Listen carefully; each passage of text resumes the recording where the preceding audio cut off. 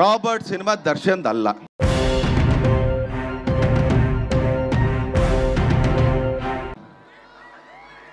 ನಾನೊಂದು ನಿಮಿತ್ತವಾದ ಒಂದು ಪಾತ್ರ ಅಷ್ಟೇನೆ ಅದರಲ್ಲಿ.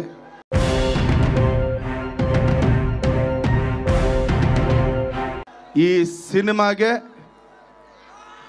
ನಮ್ಮ ಉಮಾಪತಿಯವರು ಇವತ್ತು ಬಾಯಿ ತುಂಬ ನಿರ್ಮಾಪಕರೇ ಅಂತ ಕರೀತೀನಿ, ಯಾಕಂದ್ರೆ ನನಗೆ ಅನ್ನ ಹಾಕ್ತಾರವರು.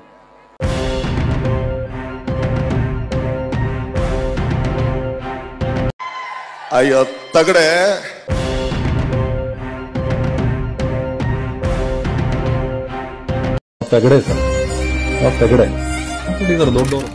ಕಾಟೇರ ಸಿನಿಮಾದ 50 ದಿನಗಳ ಸಂಭ್ರಮದಲ್ಲಿ ದರ್ಶನ್ ಅವರು ಭಾಷಣವನ್ನ ಮಾಡ್ತಿರ್ತಾರೆ.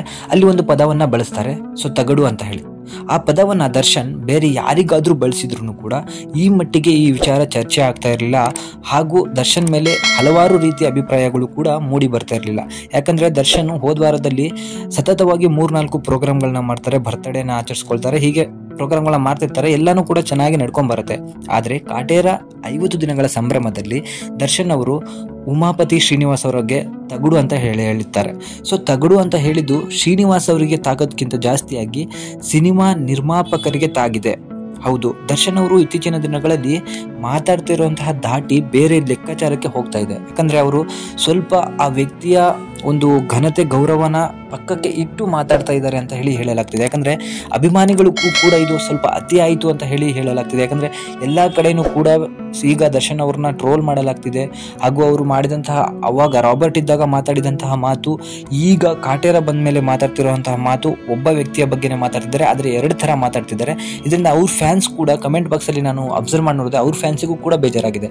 ಒಬ್ಬ ನಿರ್ಮಾಪಕ ಒಂದು ಚಲನಚಿತ್ರವನ್ನು ಮಾಡಬೇಕು ಅಂತ ಹೇಳಿದ್ರೆ ಅವನು ಮನೆ, ಮಠ, ಆಸ್ತಿ ಅಥವಾ ಎಲ್ಲಿಂದ ಸಾಲ ತಂದು ಮಾಡ್ತಾನೋ ಗೊತ್ತಿಲ್ಲ, ಆದರೆ ಅದು ಸೋತ್ರೆ ಅವನ ಮನೆನೇ ಬೀದಿಗೆ ಬರೋದು ಹೊರತು ಯಾವುದೇ ನಟ ಆಗ್ಬೋದು ಅಥವಾ ಚಿತ್ರದಲ್ಲಿ ಕೆಲಸ ಮಾಡಿದಂತಹ ಯಾರ್ದೇನೆ ಮನೆನೂ ಹಾಳಾಗೋದಿಲ್ಲ. ಯಾಕಂದ್ರೆ ಅವರಿಗೆ ಪೇಮೆಂಟ್ ಕೊಟ್ಟು ಆ ಕೆಲಸವನ್ನ ಮಾಡಿಸ್ಕೊಂತಾನೆ.